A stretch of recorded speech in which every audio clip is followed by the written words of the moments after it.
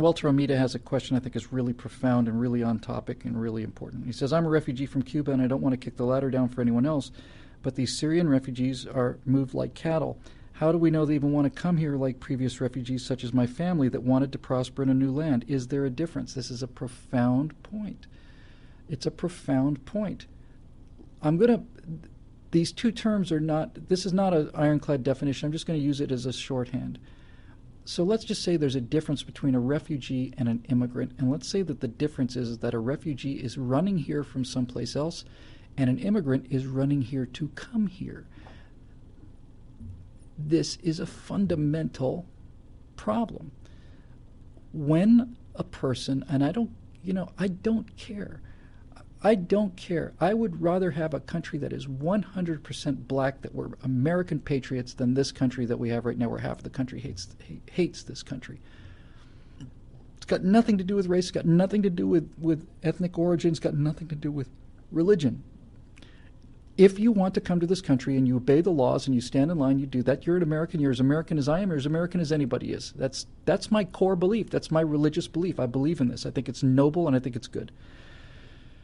But you have to want to come here, and coming here is not just physically coming here. Coming here has historically meant not only coming to America, but abandoning the country that you came from. Not just physically abandoning it, mentally abandoning it, emotionally abandoning it, spiritually abandoning it. My grandfather came here from England in 1911, and when he got here, he wasn't here for the benefits, and he wasn't here to work for a while and go back to Britain. He came here to become an American, and this is the story of America, and that's why America has worked. That's why it's worked. But when you are sent here to a country that is antithetical to your religious beliefs, because we are, as a means of escape, and you're going to stay here forever, it makes me wonder, and I think this is the serious question we genuinely have a right to ask about these refugees from Muslim countries. If they are not coming here by choice, if they are not deciding to give up their Islamic Sharia beliefs and their fundamental beliefs to come to America and live as civilized people, if they're ready to do that, then stand in line and they're as welcome here as anybody else. But if they are being sent here to get away from the murder that their own religion and their own failed societies is determined that they have to leave, and they come to this country essentially against their will and are not interested in becoming Americans, they're just interested in getting away from all this killing and murder, you have to ask yourself, what does that do to their attitude? And what's interesting about this is that when you look at the history of these Muslim immigrants, it's when the population hits about 5 to 7% that they start getting to the point where they start asking for and then demanding their own rules. And by the time it's 10 or 20%, they're in full-blown riot mode because the radicals have the story. And this is why I'm concerned about all this stuff. I think the enormous majority of these Syrian refugees are innocent people, and I don't think they're terrorists. But that's not really the issue. The issue is, why are they here? And what do they expect to do once they're here? And what is the plan for them? Not only what is our plan for them, what is their plan for themselves? When they come from Syria, and when they come from a country with fundamentalist Islamic beliefs, and they are sent to America to escape from that country, what is their attitude going to be when they come to America? Are they going to basically say, all right, now we're in a place that's given us sanctuary and freedom. We're going to become American citizens. We're going to put down our calls for Sharia. We're going to put down our religious beliefs. We're not going to do this genital mutilation on women, and we're not going to stone women to death for adultery, and we're not going to murder homosexuals. We're going to live like Americans, and we're going to adopt their value system. If that's the case, welcome. But I'm concerned that this is not the case, and this is what the issue is. It's not the terrorist issue. Everybody's making it about the terrorists. It's not about the terrorists. It's about the culture. It's about where their heart is. It's about where their heart is. Why are you here? If you are here because you're a Muslim fundamentalist, and the Muslim fundamentalists back in your home country have made your life so untenable that you have to run away, and you're here, and you're still a Muslim fundamentalist, then we have a real problem. Because as I began this little oration, Muslim fundamentalism is not only not compatible with the American system, it is antithetical to it. So bringing in large numbers of people whose entire value system is antithetical to ours is a problem. It's not the terrorist issue, although that's part of it. The larger issue is, what are we bringing here? Do these people want to be here? Do they want to be Americans? Do they want to surrender what they gave up in order to come here and join the team? Everybody else that's come to this country has made that decision. I want to know.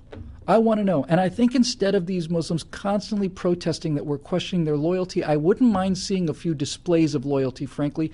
I wouldn't mind seeing a few displays of loyalty to this country. I wouldn't mind seeing some Muslims sign up to go and fight for America. I wouldn't mind seeing Muslim regiments the way that the Japanese did in World War II. The Japanese were slurred. They were not just slurred.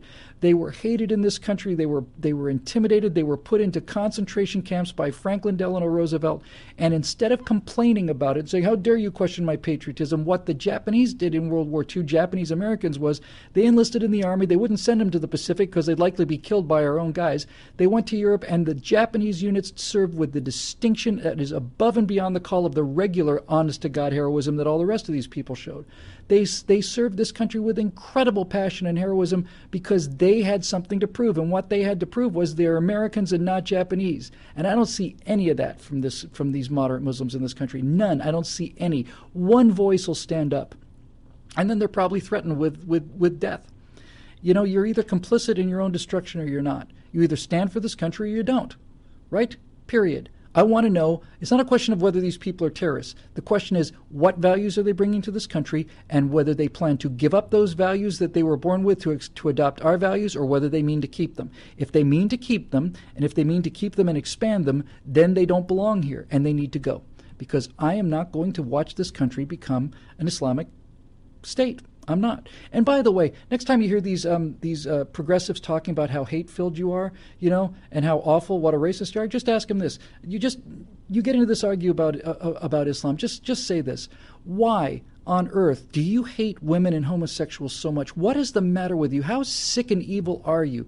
What do you mean? I'm a progressive. I love women and homosexuals. No, you don't. You don't. You are backing a religion that calls for the execution of homosexuals wherever they're found. You're backing a religion that treats women like cattle, that takes women PhDs and puts them in a sack. It's a religion that throws acid in the face of their daughters because they were raped by their uncles and therefore dishonored the family. You ask them why they support a religion that is so horrifically antithetical to women, homosexuals, and everything else that we value. Music, please. Science, you claim to support all this stuff, and yet you're backing the people that are determined to destroy it. You don't get away with this with me. You don't get to go down that road with me. You don't have to call me a racist or a homophobe or anything. I'm the one that's trying to protect women's rights, and I'm the one that's trying to keep homosexuals from being murdered, and I'm the one that's trying to stop women from being put into sacks, and I'm the one that thinks that children shouldn't have to be mutilated because some idiot is so concerned about his sense of Islamic honor. That's why I'm fighting these people, because I love these people. I love these values. Just smack them in the face. Smack them in the face. Don't let them get away with it. If they are backing Islam over America, they're backing murder, they're backing genital mutilation, they're backing the murder of homosexuals, they're backing treating women like cattle, they're backing all of it. And you don't let them get away with it. Just don't.